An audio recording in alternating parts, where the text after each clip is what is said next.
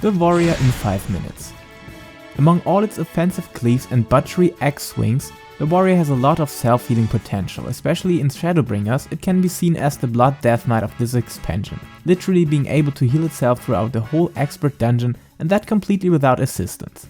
But the prime thing that distinguishes the Warrior from the other tanks is its dependency to its bursting phase inside of the inner release window. Here you smash in all the offered tools to stage your DPS where it belongs.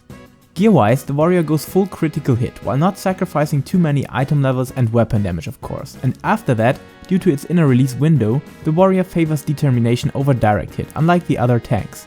While skill speed values at around 1523 are a solid guideline, the prime goal is to get 5 fell cleaves into your inner release window, and as long as that is guaranteed, don't worry too much about skill speed. Rejoicing in the glory of combat, we have 2 combo rotations. The first finished by Storm's Eye, the second finished by Storm's Path. The first should always come before the action to receive the Storm's Eye buff granting 10% boost to your damage. Then after other things mentioned later, you will always choose the second combo for getting more gauge points, which fill your beast gauge over time, and Storm's Path does it at a higher rate than its Storm's Eye brother. That means our goal is to keep the ice buff and try to maximize the time of its duration before overwriting it.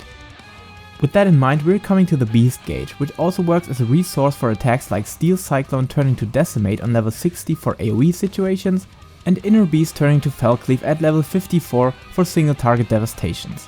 These are raw damaging tools to smash in with a high gauge level or during our inner release phase. Infuriate, a very useful buffing tool, not only grants you 50 gauge points, it also grants us access to Inner Chaos or Chaotic Cyclone, which are Fell Cleave and Decimate on steroids, being a guaranteed direct critical hit. Infuriate should always come at the start of the fight, and it should be avoided to reach its maximum stacks during the fight. Because Inner Chaos is your heaviest attack and a big contribution to your DPS, our goal and the difficulty is to always place this into buffed windows, like Trick Attack for example. But don't worry too much, as long as you're placing it into the buffed window of your potion or into standardized rotation timings, you will definitely perform quite good enough. For Chaotic Cyclone, just smash it in as long as many enemies are available and quite healthy. But always make sure to not put an Infuriate attack into your inner release window, because otherwise the critical direct hit effect would be in vain. Which directly brings us to the heart of the Warrior rotation, inner release. Its strength is shown in the shape of reducing any beast gauge costs to 0, while making them guaranteed direct critical hits, giving us access to 5 Fell Cleaves or Decimates. And to make that possible, we're heading for that skill speed comfort level I mentioned, and the most important thing is to always use inner release at the second slot for OGCDs. That means just when the recast timer graphic has reached the 8 or 9 o'clock position. Otherwise you could risk the last Fell Cleave or Decimate to cost you gauge points. That is an absolute no-go. Also make sure to use it as soon as possible while having a Storm's Eye duration for at least 12 to 15 seconds, no Infuriate buff running, and most importantly knowing that you will have enough uptime to smash your cleaves into the boss.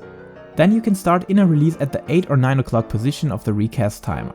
During these freely used weapon skills we also have OGCDs that reduce your beast gauge points by 20 each. The first is Avival, which is a damaging attack. Always use this on cooldown, but try to align it with inner release and buff windows. Therefore, try to look at the inner release cooldown when using Avival, so use it at around 59 to 53 or 29 to 22 remaining seconds of the recast timer. Onslaught on the other hand is your gap closer ability, which also deals quite some damage. Use it mostly for keeping uptime while dodging AoEs and other mechanics, but nonetheless due to its low cooldown of 10 seconds you should also use it during inner release. Your self-healing tools are Equilibrium and Thrill of Battle that also increase your received healing by 20%. Both work as potion-like direct healing effect to yourself, while Nascent Flash puts a shield on a target party member while granting the Warrior Blood Decay-like self-healing depending on the damage you deal. For an easy use, copy the macro that is shown.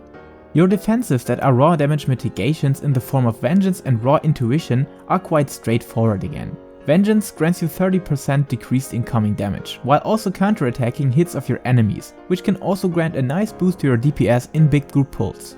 On the utility department, the Warrior has little but effective tools like Shake It Off, which is a 12% to your max HP shield for your group.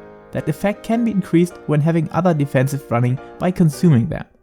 Last but not least, our Feint Death ability Holmgang, which quite is the original Feint Death, rendering the Warrior immune to any form of damage when taken below 1 HP. While Holmgang being active. And if you want to learn something about the rotation or AoE damage, check out my Ultimate Warrior guide. Thanks for watching and see you next time.